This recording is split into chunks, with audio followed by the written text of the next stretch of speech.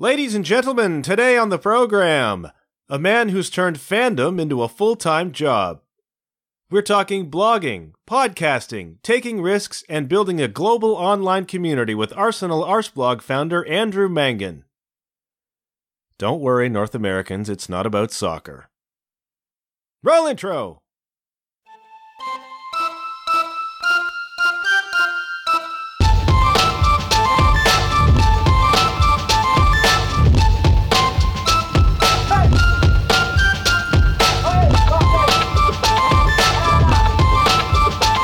Hello, you're listening to the John Huff Podcast. Oh, yay. The main question to begin with is it a goodly evening in Ireland? Is it a goodly evening? No, it's grey and underwhelming for summer. It's sort of overcast and dull, unfortunately. Which has been the story of our summer. But there you go. We live in a part of the world where you can have no faith in the weather being, what's the word I'm looking for here, consistent. I see. So when we first were setting this up, we talked about doing it relatively close after the Arsenal-Chelsea Europa League final match. And I was desperate for Arsenal to win and for me to be able to call you the next day and say, goodly morning to you, Andrew. Yeah, unfortunately, the best laid plans of mice and men and Luna Emery, it wouldn't have been a goodly morning. It was definitely not a goodly morning. Are you laying that at the feet of Unai Emery? Yeah, why not? He's the coach. He picked the team, and his team got absolutely spanked. They did in a European final. So there are obviously other factors involved in why we lost the game. I think losing a game that badly really reflects on the coach, particularly when it's the culmination of a really bad end to the season, So I know throughout the season there were a lot of mitigating factors and there were a lot of things that played their part in us not achieving what we wanted to achieve. But ultimately, I think you have to look at the coach and look at his ability to get the best out of the team at moments of pressure. And when the pressure was on, he didn't really do it. So yeah, I think the end of the season is a pretty black mark on Unai Emery's, a blot on the copybook, as we say in this part of the world. It was really awful, wasn't it? Yeah. I mean, I don't know what more to say. Yes, it was really awful. You know what? Like I'm in Canada and I have not yet had the privilege of attending an Arsenal match at the Emirates. And my wife and I talked about it for one of those April games, one of the home games. And yeah. I'm so glad now that I didn't. Yeah, I mean, look, you can't just, you look at the results and you go, okay, maybe it was good that I wasn't there. But then there's the whole experience to take into account as well, that the game is just kind of part of it. Obviously, it's the main part of it, but there's so much other stuff that goes on when it goes to going to games that, you can offset the unhappiness or the disappointment of a bad defeat by those things. And by that, I mean the social aspect of it. You would probably have ended up in one of the Arsenal pubs close to the ground, and you would have met with fans, not just from London, but from all over the world and had a good time. And there would have been an experience, an atmosphere and all that kind of stuff. So, yeah, look, it would be great the first time you go, to beat Tottenham 6-0. That would be amazing. Yeah.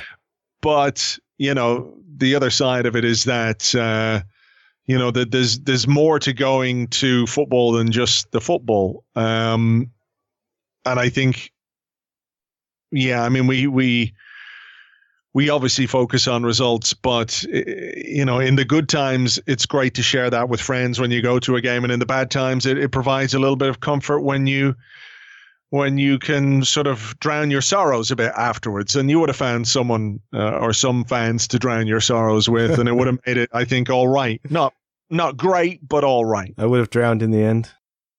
I would prefer them to win if I'm going to come. If we can arrange that, that would be super. No, unfortunately, there are no guarantees. That is the beauty of sport. You're just going to have to take your chances. The closest I've come is being able to boo Spurs in Toronto, which I did. Well, I think that's a fine and upstanding achievement in the in the area of supporting Arsenal. If you haven't yet been able to get to an Arsenal game or see Arsenal in person, then why the hell not give Spurs a bit of a hard time? I mean, did you buy a ticket just to go and boo Spurs? I did. All right. Well, there's some commitment, all right. It was a friendly against Toronto FC, so ostensibly I'm supporting Toronto, but there was a cherry on top, which was to boo Spurs, and I did that. So, hey. Yeah. Well, okay. Well, I'm on board with that. I'm on board with that. We do what we can. For sure. Are you going to... What's the closest game to you? This, I guess, Washington, D.C.? Are you going down to D.C.? I looked at that too, and I can't really make it work. I'm a traveling musician, and I'm away a lot, so I can't really make that work. And it's not all that close, to be honest. It's big over here, so. Yes, it is. It is big. But I will get to the Emirates, and I will get there soon, somehow. Yeah. So where did it start with you, with Arsenal? How did that happen for you?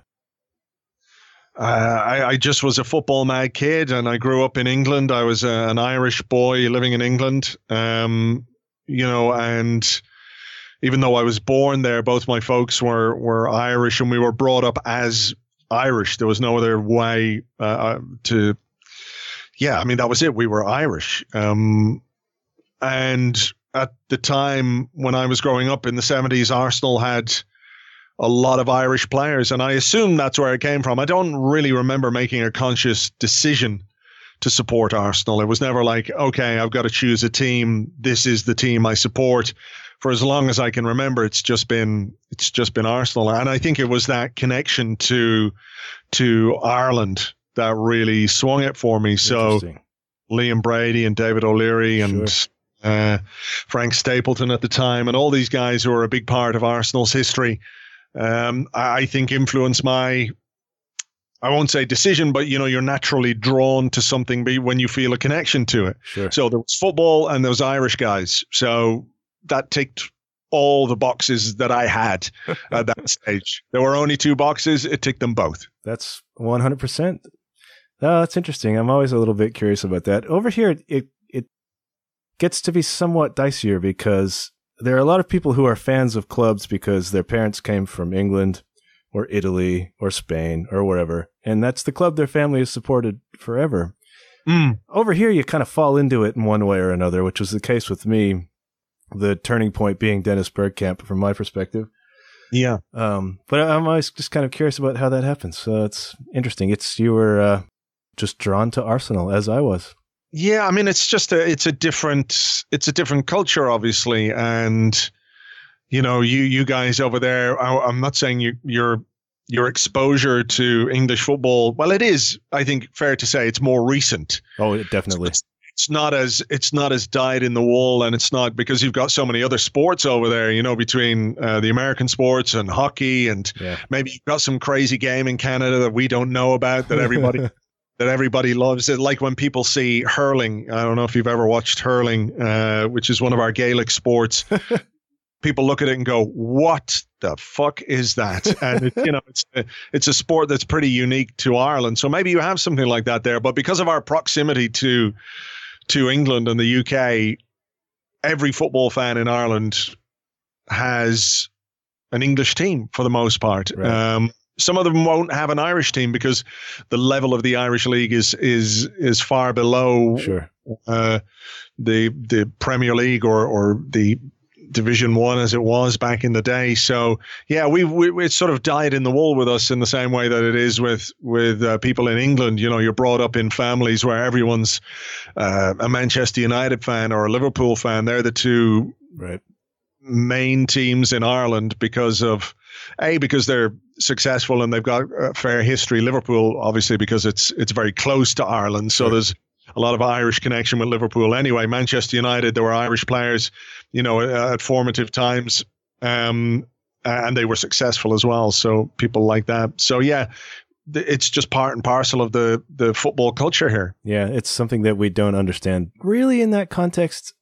We certainly understand it with other sports around here, but you couldn't cover, like you couldn't really watch the Premier League until probably 12 years ago, I bet, around here. It just wasn't available. What they would have is the Premier League match of the week. Right. And that would be Bolton against Blackburn. And how could you care, right?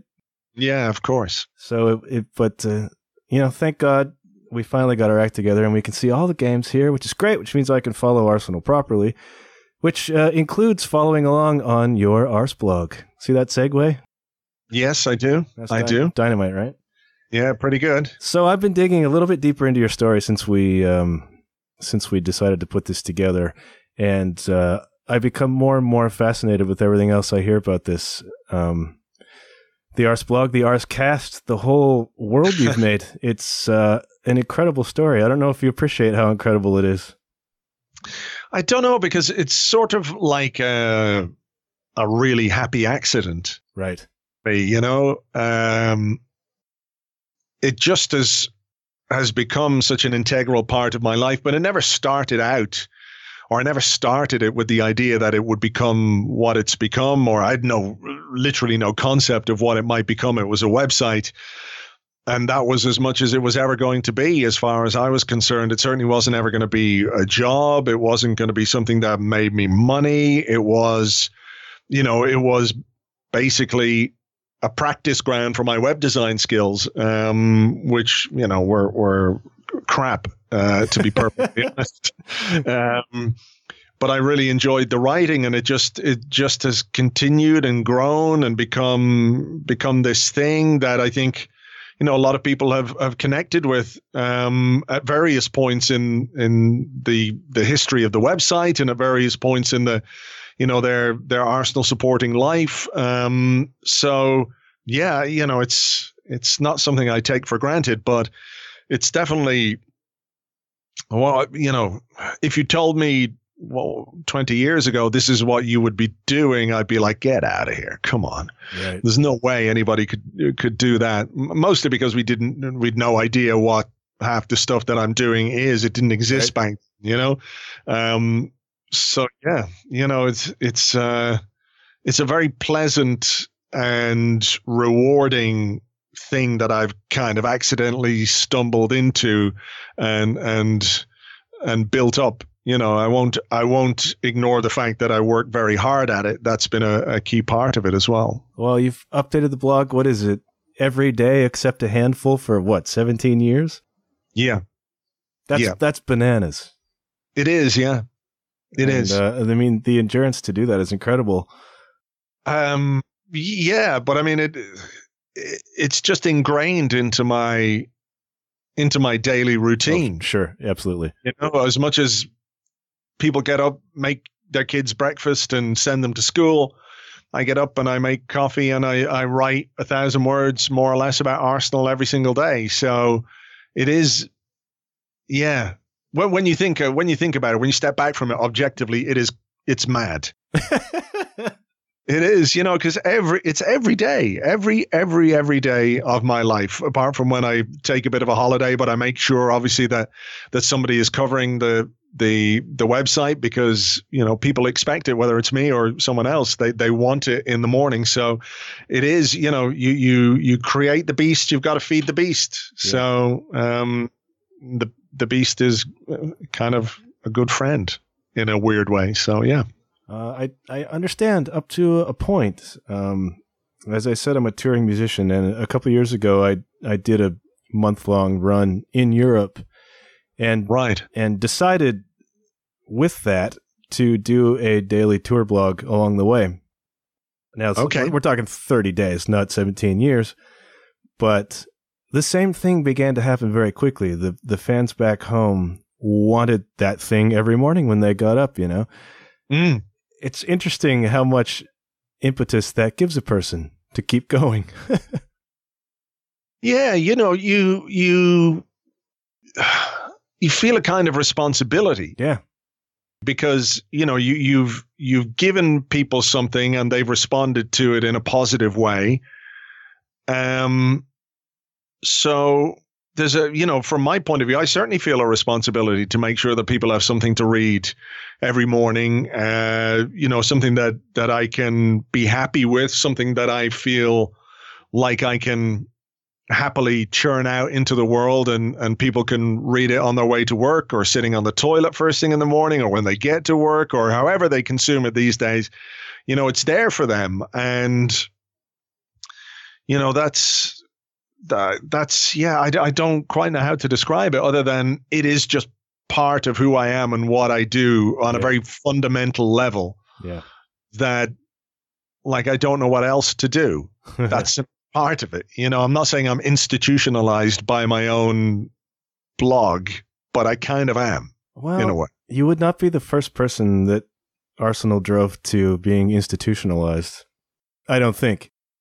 Probably not, but you know, I think I'll be diplomatic and say no comment on that one. Oh, that's very diplomatic of you. What's it like on match day? Arsenal match day. What does your day look like?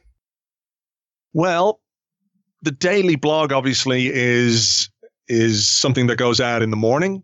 So we usually preview the game on the blog.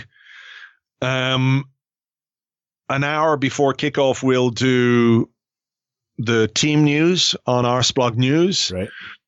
We do the live blog throughout the game. So every game there's a live blog and people can read along and they can chat in the chat section on the live blog. So as the game is going, there's sort of my live text commentary that goes on. Then after the game, there's match reports, there's player ratings, there's stats, there's the player reaction, there's the manager reaction. If there's something that has happened in the game that's a bit out of the ordinary, you know, all this post-game coverage has got to get out there on the website. So match days are busy days. They're busy days for me. You know, and I don't do it all myself. We do have people who write for the site and who can help out with match reports, for example, which is great. When I'm doing the live blog, having somebody else do the match report is very handy. But there are times where I'm doing the live blog and the match report at the same time while watching the game. So that's taken a bit of practice down the years. I bet. But yeah. Sorry, go ahead. Well, that's what match day is. It's just everything that goes before the game, everything that is there in the game, and then everything that comes along after the game. And then a podcast follows quickly after. Yeah, not after every game. In fairness, it would be normally on a Monday. So after a weekend game, we will do the podcast on a Monday, sometimes on a Sunday. Yeah, I mean, sometimes, and sometimes there are times when you might need to do a special podcast if a result has been poor or what have you. But Mondays and Fridays are the podcast days. So, you know, you usually have a bit of time to think about what's happened and how you're going to react to it. You know, that's why I used to write not long after the games in the older days of Arseblog, and you might write in the immediate aftermath of a game, and what you think about a match changes when you've had some sleep. You know, You've had a bit of time to reflect and what have you. So all the post-game thoughts and reaction, apart from like an immediate tweet or two about what's gone on, waits for the blog the next day. And that's when I'll sort of go in depth on what's happened for better or worse. Yeah. Unfortunately, a bit too much worse at the moment, but there you go. Tell me about it. Well, I love the live blog. The live blog has gotten me through many a drive to the next city. That's for sure. And I'd laugh my ass off half the time, especially when things are bad. Yeah, I mean, you there's two ways you can go. I think you can get absolutely crazy angry. And I don't know. I don't know that that's healthy, to be perfectly honest. Maybe when I was a bit younger, I was a bit more inclined to get crotchety about things. But, you know, you've got to have a sense of humor. I find that's a good coping mechanism, is trying to find the humor in how awful things can be sometimes on the pitch. It is a coping mechanism. But, you know, I think it's important as well, as seriously as we all take it and as passionate as everybody is about Arsenal and wanting to win and all those kind of things, you do have to try and maintain some measure of perspective, which, you know, sounds a bit weird from somebody who's immersed in Arsenal, you know, 15, 16 hours a day with the website every day of the week. You know, you do need to step back and remember that it is just football sometimes. So humor helps in that regard. And a problem shared and all that is, they say. So that's kind of where I go with that.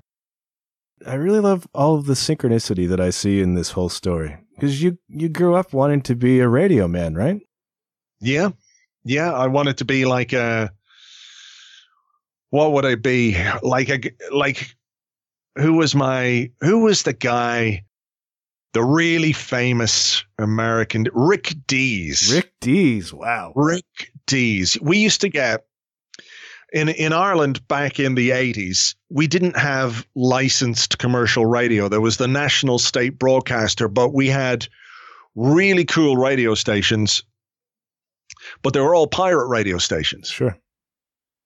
But they were very professional, very slick, great presenters, basically top 40 radio, funny stuff, you know, the classic Zoo Crew, breakfast show, all that sort of stuff. And I can't remember what day of the week it was, but they would get the Rick Dees, the US top 40 with Rick Dees, and they play this. You know how they used to get them?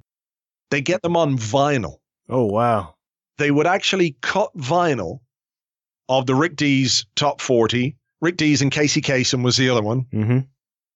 And they play these, and it, you know, American radio just sounded as good as the radio was in Ireland. American radio sounded so amazing. You know, the guys with the voice, you know, the real radio voice, yeah. WPRK, whatever. All these, you know, I don't know whether that was a station, but there was just something about being that guy behind the microphone was all I wanted to do, really, when I was a teenager. And I did it for a little while, but never to any great level or success. You know, we did have some pirate radio stations here that went very well for us, but you know, commercial radio took over, and I never I sort of fell out of it for various reasons. So to get back behind the mic again was great, and with a podcast, you know, I can do what I want. Yeah, I can do what I want. That's the thing. I'm in charge. I can say what I want, and nobody can stop me. Whereas, you know, if you're working on a commercial radio station, you're basically told what to play, when to play it, what to say, and when to say it, and that's a bit restrictive. So, yeah, I'm happy with how it's ended up. I just find it fascinating that you had this ambition as a kid, and then a medium did not exist yet, really, whereby you could do that, and now it does, and here you are. Yeah, and here we are. Here we are. I guess I'm here too. You are. Yeah, I mean that's the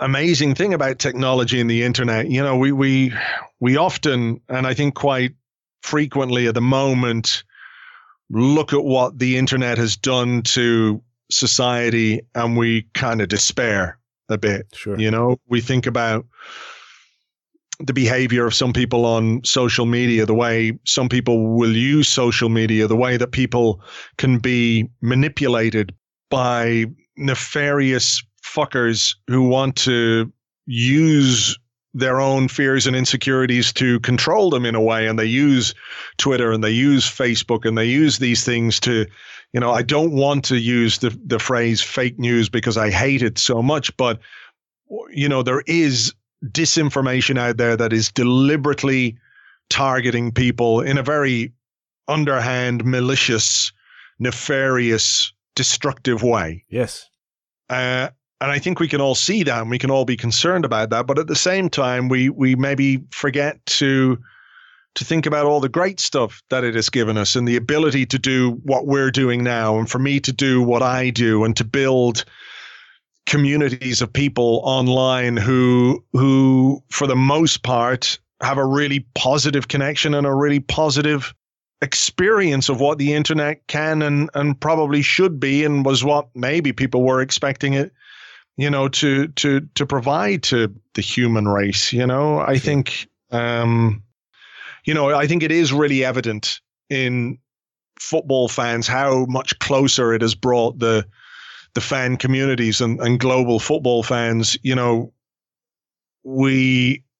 We all know that football clubs have fans all over the world, but as soon as we could start talking to each other and communicating and connecting, and not saying everybody gets on all the time, that's clearly not the case. There are some bad parts of football social media as well, but I think about it from an Arseblog point of view, where I try, certainly on the site and the podcast, which is what I can control.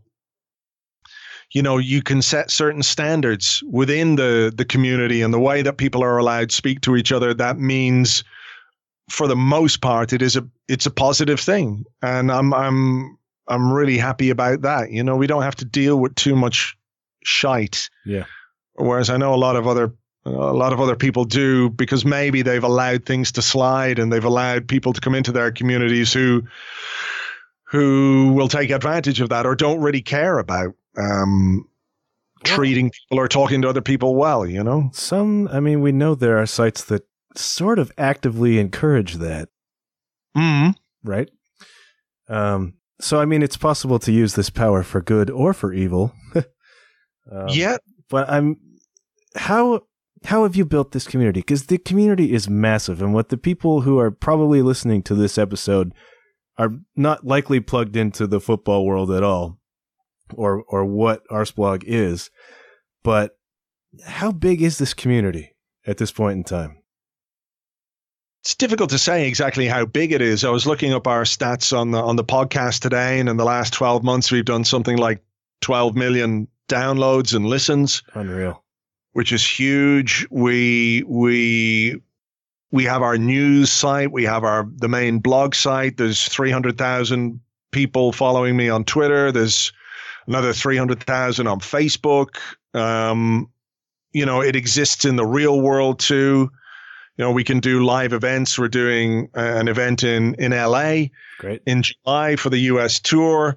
So I try not really to get too worried about how big it is and what I should do to grow it, because there are things I could do that would grow it massively in a very short period of time, but I don't think they would be beneficial in the long run. Sure. You know what I mean? So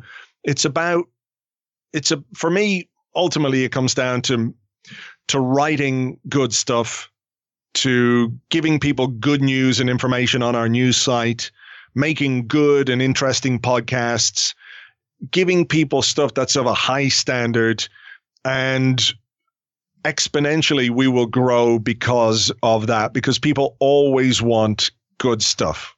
Yeah. Maybe there are more people who want trash. If you try and think about it like how many people will watch a fantastic in-depth documentary about something that's relatively interesting versus the amount of people that will watch Big Brother or Love Island or whatever these things are that people watch? They're the huge commercial successes. Sure. But I think, you attract a certain kind of audience with that. Right. So my focus has always been on making sure that what we do is as good as possible. And through that, we will attract new listeners and new readers. What's exciting for me is that this is possible at all, right?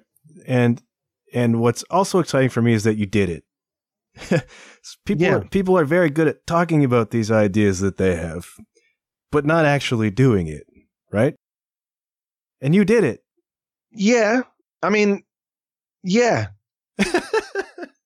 I did do it.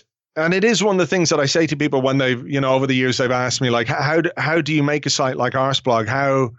What should I want to write a blog. What should I do? And I just tell them, do it. Do it. Just do it.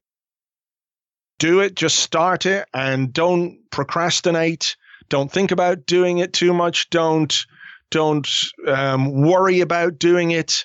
Just do it. And if it's good and if it works, then great. You've got something there under your belt that you can keep or maintain or make better or whatever it might be. And if it doesn't work, so fucking what? Right. What have you lost? What have you lost? A bit of time? Wouldn't you rather? And I know I've been in this situation myself. I've done things and tried things that haven't worked, but I'm much happier knowing that I've tried them and they haven't worked than I would be if I'd sat there going, ooh, what if I had done that? Because there were too many times in my life where I was the guy who went, ooh, what if? Or I'm a bit afraid of doing that because I might get rejected or whatever it might be, Sure. So that's my advice to people is whatever it is, whether it's football or writing or blogging or podcasting or making videos or making music, whatever the fuck it is, do it. And chances are, if you do it consistently and regularly, you will get better at it. Yeah. Unless you're a talent vacuum. There's, practice maybe won't make perfect, but it will make it better. And not doing it is not going to do anything whatsoever apart from just fill you with regret somewhere down the line because you didn't do it. Absolutely. And doing it opens up incredible opportunities, right? Yeah. You interviewed Marc Maron. That's right. I did interview Marc Maron. Unreal. Yeah. I mean, that was a separate podcast that I did. Sure. But still, you did it. I did it, and I emailed Marc Maron, and actually, John Ronson, the writer, podcaster, he's an Arsenal fan. I got to know John a little bit, and I reached out through John Ronson to Marc Maron, and I basically pestered him into doing it when he came over here to Ireland a few years ago. And it was great because I love his podcast and I love what he did. And he's another really great example of somebody who just did it. Yeah. He was kind of pushed into it because he didn't know what else to do. He was at a sort of point in his career where he was at a crossroads and literally that was the only thing that he could think of doing. But he did it, and he did it consistently and regularly and got better at it and became one of the best podcasters in the world. There's no question about that. So it does open doors for you, and it can take you in directions and on journeys that you absolutely don't expect it to take you on. You never know where you could be in a year's time. If you try something and it takes you on a different path to where you are now, who knows? I mean, what would happen in your life if you never started playing music? What kind of music do you play? What instruments? In this case, I'm a drummer. And okay. So in this case, I went with a singer-songwriter named Sarah Smith, who's great. And we've gone to Europe twice now. But if you want to talk about cool opportunities, when I was there in 2017, now when you're on the road, you get almost no time to do anything, right? Mm. But we had just a couple of hours available to us in the fine city of Dortmund. Right. And somebody took me to Signal Iduna Park for a stadium tour. Okay. And landed me at Pierre-Emerick Aubameyang's stall in the dressing room, where I said a little quiet prayer that he would be signed for Arsenal, and he was. So you've got a busy summer ahead of you because I need you in about 8 dressing rooms, European clubs. Right? That's an example. I would never have gone to that place. And it's an amazing stadium. I'm sure you've been there. I haven't actually been to Really? the dorm. Well, No, I haven't. It does look amazing. Yeah. I stood on the where the yellow wall is, right? And it's just like everybody stands and they jump. And this kid was messing around on like the safety bars, and then he tripped and smashed his face on it. And I thought, this is just like being at a game. Yeah, I could see how that works. All right, for sure. That's one example of the things that come to you. My catchphrase on this show is that good things happen when you put yourself out there, right? And that's exactly what I'm talking about. And the Arseblog is that too. Like, you did this. And the other key thing is that you did not do this with the object of making a job out of it, right?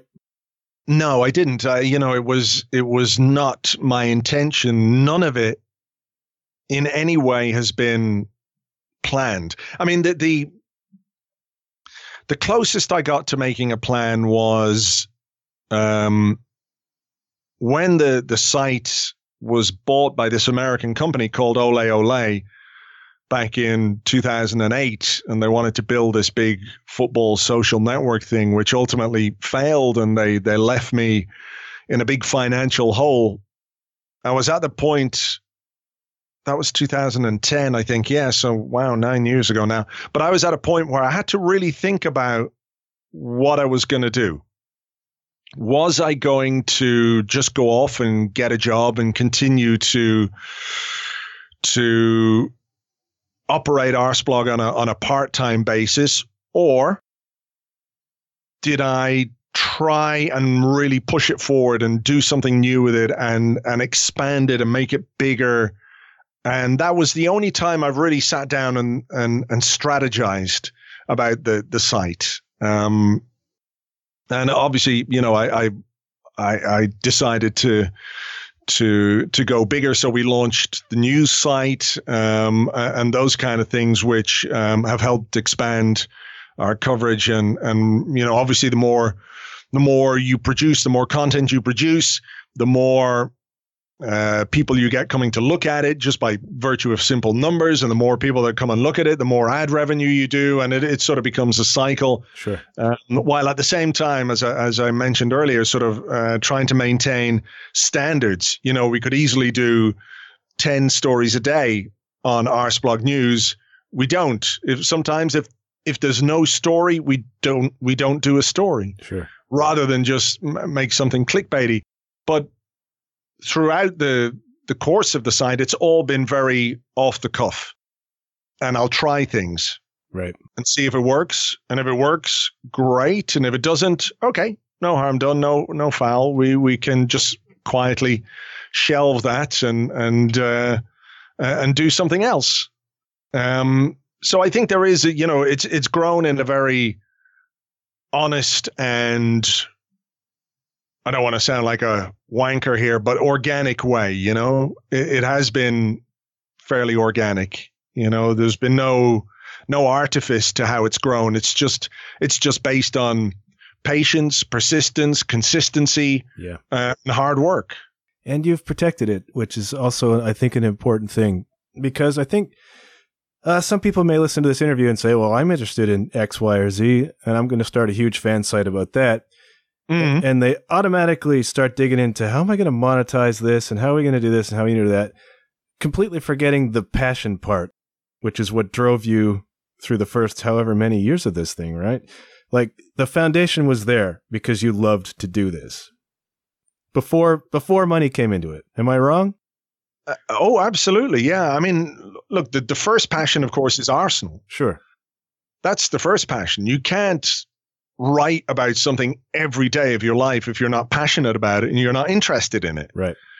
Like, you could say to like, I'm a big David Bowie fan, for example, huge Bowie fan, but I couldn't write every day about David Bowie. I know it's more difficult now that, he's dead and stuff, and that's the world has gone to shit since he passed away. But maybe you could write something. If you're a music fan, you could write something about music every day. You could do it that way, but you have to have some sort of passion, and then you have to like it. You also have to like it. And I like writing. I like sitting there every morning and not knowing what I'm going to write about. You know, some mornings, like the day after a game, I'm going to write about that. Or when you're linked to a player in the transfer market, I'm going to write about that. I don't know exactly how I'm going to write about it, but there are other mornings where you sit there and you go, what am I going to write about? Yeah. And then you start writing. And to me, there's a real joy sometimes in writing something, that overall you think is good, but you might write a line. And you just that one line in 1,000 words is enough to kind of give you that little hit that you need. Sure.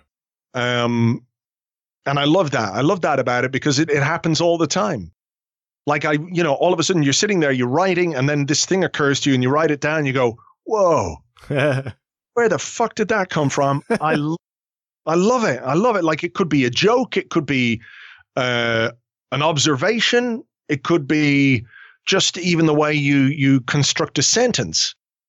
It's hard to explain, but just having that one line in there is amazing. And what's really great about it is when somebody else comes back at you and says, "I love that." When they react to it on Twitter or whatever it might be. Even one person going, "Oh, that line, I love that line." That's great. And that's enough for the day. It's like a great big shot of, morphine. When you're badly injured, that's the morphine. It's great. So that's what kind of keeps it interesting and keeps me going with it, to be honest. I know exactly what you're talking about. Do you ever just sort of step back and say, "Wow, what happened here? How did this happen?" Do you ever stop and think like that? Or are you just too head down working? Sometimes, just from the point of view that you think, well, how long can this go on? Sometimes, but I kind of know how it happened, Yeah. I know how it happened. I'm always a little bit surprised that people are so into it and enthused by it and passionate about it and, want to engage with it in so many ways. That can be sometimes that can take you aback a little bit, in a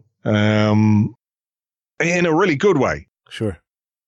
And obviously there are people that don't like it, and you have to deal with that side of it too, after 17 years, I have a fairly thick skin, and I don't really tend to wind people up the wrong way. It's not to say there are people out there who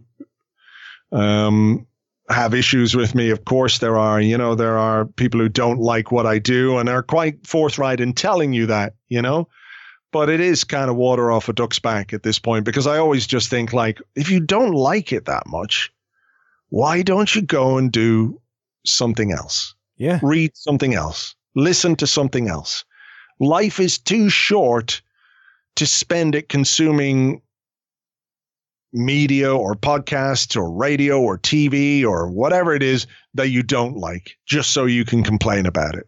Yeah. So that was the thing about Howard Stern, right? That the percentage of his audience that listened for 2 hours versus 3 hours or something, the people that hated him listened longer. Yeah. The Howard Stern effect. Yeah. It's that, it's part of the human condition. I know where it comes from and what have you, but it is, I don't think I'm that guy. I'm not really a, the shock jock of football blogging. There are some people out there who would fit that bill a bit more than I would. And I'm pretty sure that the Howard Stern effect applies to them as well. As much as there are people who like what they do and how they do it, there are lots of people who just hate it, but watch it because they hate it. And they want to be outraged by it. And that's, fair enough if that's what you're into, but it's not really for me, No, your content is all very, very professional and balanced. I mean, it's all going to be there's a personal element to it. There's opinion to it because it's your stuff and your site. But you always present it in a way that is balanced and not hysterical. And other places trade on hysteria, right? Yeah, look, I mean, that's true of a lot of things. Not just football. Not just Arsenal, not just football. It is a truism in many aspects of the media, that sensationalism, and I think it's always been like that to a certain extent. Sure. Sensationalism, an element of people crowding around and gaping at the weird thing, what you call it, freak shows. Yeah. In a way, that's part of the entertainment industry. And we see it in football, and we see it in politics, and we see it in, sport in general, and we see it in comedy. And, it's just out there, but it's not for me. And that's, sort of what I was referring to when I said we could do more and we could grow the site, probably to greater levels than it is right now. But then you compromise what you actually believe in. Yeah, it becomes very cynical, right? It does, yeah. I think it is cynical and it's self-defeating, and it's why, for the most part, I'm sure there are things I've said and done on the site and on the podcast down the years that, I know there are a few things that I haven't been, in hindsight, I wouldn't be particularly proud of, but I can sort of always stand by what I do because it's honest. Yeah. I'm not saying things because I think that's what people want to hear. I think if you do that, you get caught out, because ultimately, if you keep saying what you think people want to hear, you end up contradicting yourself. Sure. Yeah. And you can't remember, what did I say about, what did I say about Thierry Henry that time? And now the same issue has arisen with another player or whatever it might be. Yeah. If you're trying to, I can't remember half the stuff I do anyway. I literally can't. People will say, oh, I love that blog post, or I love that thing you did, or I love that sketch on the podcast. And I go, yeah. To me, it's just, it goes on the conveyor belt. It goes out. And I'm not saying I forget about it, but it just, there's too much of it for me to remember. Whereas I think if you're a consumer or someone who listens or reads, I know certain podcasts and things that I read, I've got my favorite things, and I'm sure if I said it to the person making that, they'd be like, yeah, wow, I don't know. I can't remember doing that. When was that? So it's about just maintaining a measure of integrity in what you say and what you do and how you do it. And if you can keep it that way, then I think you end up with something that's always going to be honest and something you can stand behind. I think you have absolutely accomplished that for sure. And I think that's part of the site's endurance, is that it has legit integrity to it.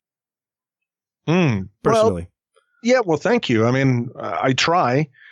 But again, it's not in my nature to do it any other way. Yeah. So yeah, that's just kind of how it's been, and I guess how it will always be as long as the site is going. Great. Awesome. So do you have time for 3 quick questions? Yes. Okay.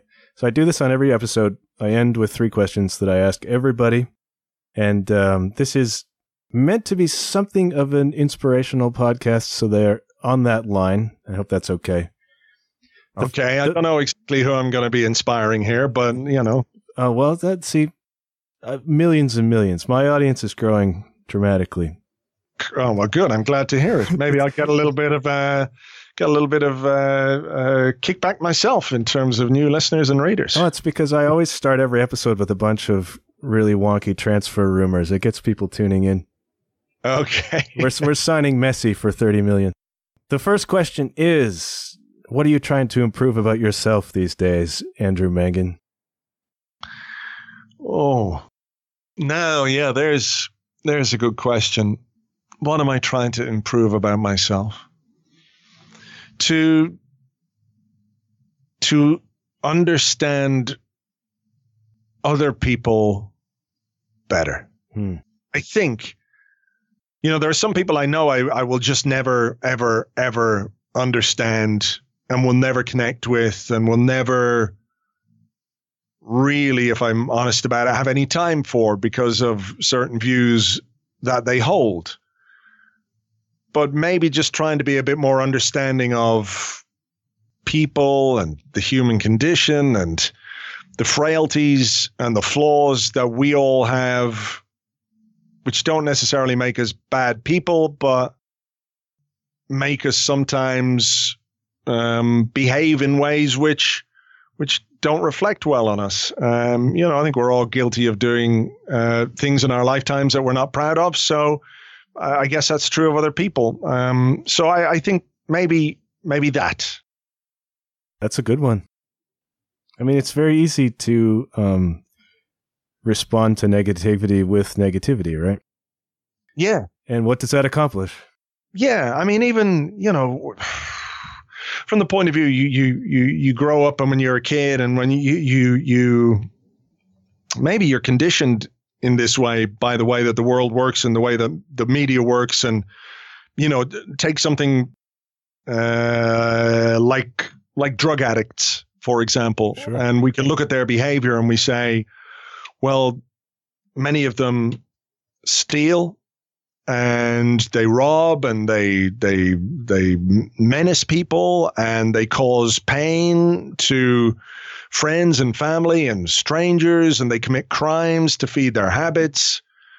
And then you grow up a bit and you think, well, maybe we need to understand why it is they're an addict first before we condemn the behavior that is because they're an addict. Yeah. That way.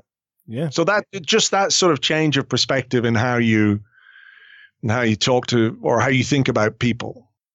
How does this inform your impressions of Harry Kane? That's a different question. I think as long as somebody plays for Tottenham, they're exempt from this improvement I'm trying to carry out. I tend to agree. Well, I don't mean to make light of what you said, because you're absolutely right. And we live in a world right now that's so polarized, right? Where people make a point of not understanding whoever might be on the other side of whatever it is. Or deliberately misinterpreting what somebody's point of view is to sort of reinforce their own beliefs and to try and belittle the other person. It is unfortunate how polarized things have become. It's why I've always been really unhappy with the polarization of Arsenal fans, over the last number of years, in particular with Arsene Wenger, where, this idea that you could only be Wenger in or Wenger out. Yes. I really hated that. I really did. Because if you operate at an extreme, whether it's, Wenger in or Wenger out, whether it's left or right, if you're only viewed as somebody who exists at that end of the spectrum, then look, we all see it. We all see it in the political landscape and the media landscape at the moment. So I think that's a really unfortunate thing, and we need more people to understand that there's a middle ground, which I think more people would be happy in if they could open their eyes to it. I think there are more solutions in the middle, probably, than on either end. Of course. So I absolutely agree. Question 2 is, what are you most excited about right now? What am I excited about? I mean, I'm going to America to go on the US tour. I'm not on the tour, but I'm going to follow the tour from LA to Charlotte to DC. And then I'm going, home via New York. And I always have a really nice time when I go to America, but I haven't been to, I've been to LA and I've been to Miami and I've been to New York, but I haven't been to anywhere that's sort of anywhere in the middle. Yeah. So I'm kind of excited to see. I know I'm not going to the Rust Belt, or I'm not going to like the poorest parts of America. Charlotte is obviously a big city in North Carolina, but I'm absolutely sure it's completely different from New York City, for example, or LA. So I'm kind of interested to see. I'm excited about seeing another part of America. I'm excited about the food down there as well, because it's great. Yes. So that's what I'm excited about. That's a good thing to be excited about. Yeah, I love food. I love so. Me too. I do. That's kind of my escape in many ways. Cooking. When Arsenal do my head in, cooking is a really nice way to just relax. A glass of wine and cook something, and I recommend it. And at the end of it, you get delicious food. So, You're the second guest who has gone into cooking as something that he does. There was a drummer I interviewed who's a cook. That's what he does when he's at home. So maybe I should be cooking more. Yeah, I recommend it. If you're good at it. If you're good at it. And if you're not, practice. You get better, remember? Just do it. Just do it. Just do it. The last question I have for you is, what is your message to my audience today? My message to your audience. What would you tell my audience today about living the dream? Well, if you have an idea or you have something that you really want to do and you're not sure about it, or you're not sure if you're good enough, or you're not sure if people will like it, don't worry about that. Don't worry about it. And try and make it happen, because you never know where the fuck it'll take you. Try it, even if it's excruciating, even if, it could be like singing or acting or getting up and doing some stand-up, or it could be a business idea, or it could be whatever the hell it is. Just try it, because the worst that can happen is it doesn't work. And unless you plowed all your life savings into it, you'll be fine afterwards. Yeah. If your idea requires you to pour your life savings into it, give it a bit more thought than listening to some Irish guy in a podcast. That would be my other piece of advice. But if it's just something that, particularly in the creative world, in the world of arts and entertainment and writing and singing or drumming or whatever it might be, just give it a fucking go. Awesome. That would be my message. And also just, be nice. Be nice as much as you can. It's not always possible. It isn't, but it sure helps. Sure does. All right, my friend, I've kept you longer than you said you had, so I very much appreciate you hanging in with me. And this has been a real treat. One of the things that putting yourself out there opens up is chances to talk to people who you like, which is you, for me. And I love following your stuff, and it's been a big part of my Arsenal fandom, so thank you for that. Oh, my pleasure. Thanks, man, and best of luck with the podcast. You did it. We're doing it. No, we're not doing it. We did it. We did it. I released episode number 10 this morning, so we're 10 episodes in. Well, congratulations. Here's to at least 10 more. I think we'll get 5 anyway. All right, well, off you go. Thanks very much. Thanks, buddy. Thanks a lot. I'll talk to you again, I hope. Cheers. All right, bye-bye.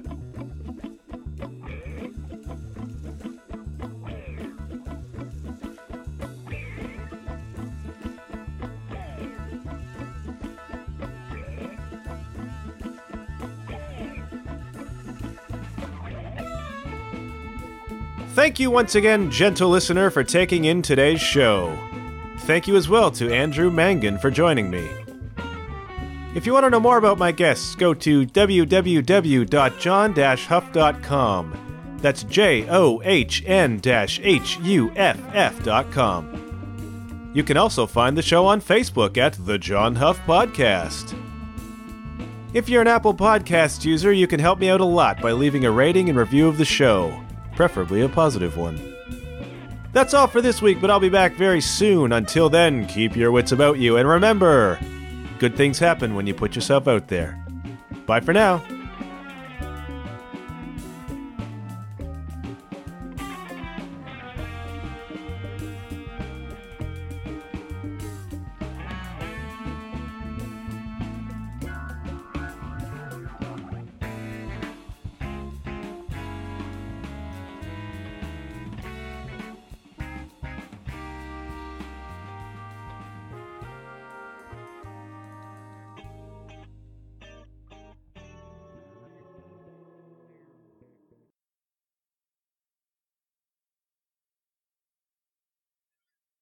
We love you, Arsenal, we do. Oh, Arsenal, we love you. Please sign somebody.